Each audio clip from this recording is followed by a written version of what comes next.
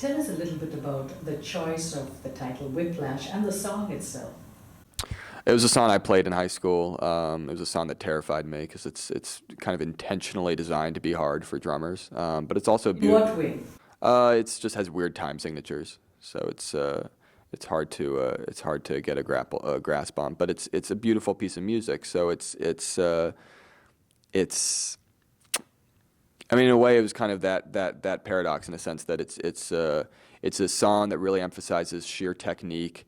And in some cases, when you're dealing with time signatures like that, there's almost an element of math and almost an element of arithmetic going through your head, counting your way through those charts. But at the end of the day, the result is a beautiful piece of jazz, and so those things are not contradictory in a way that the jazz can contain both ideas, within itself. So to go back to the question I'd asked, how did you get A.J. Simmons?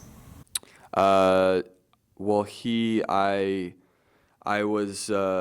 I'd written the script, and it was very much kind of, there's people I knew in real life and also real life band conductors and band leaders who I kind of, had been thinking about when I wrote it, and not so much actors. And Jason Reitman, who is a producer on the movie, he's worked with J.K. in every movie of his, and so he recommended. He said, "What about J.K. Simmons?" And I kind of immediately loved the idea. And it was what was fun to me about the idea also is that J.K. has done stuff like Oz and stuff like that early in his career where we've seen this dark side of him, but lately, in movies like The Music Never Stopped and Juno and a lot of the movies with Reitman, he's been much kinder and gentler, as you say, and so it was fun to kind of flip that on its head, to sort of play that kind of paternal role that he's able to do so well, but turn it into kind of a nightmare dad. He was a nightmare.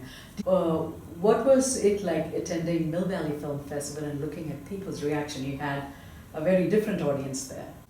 It was great. I mean, the theater was amazing, and it was just I don't know, just getting to. I didn't sit for the whole movie because I can barely watch it anymore. But I came at the end and did a Q&A with Lars, and it was just really fun. It's a great theater. The people were great. It was great questions. It was really, that's been the really fun thing with this movie, is kind of taking it to different places and seeing the responses and engaging with an audience. That hopefully this is a movie that starts a dialogue that kind of asks certain questions about, what we're willing to accept in the name of, greatness and whatever that means. So it's been fun kind of engaging in that dialogue.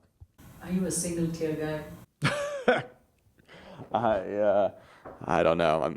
I'm not sure. I try not to be, but you never know. Sometimes that single tear just has to get out.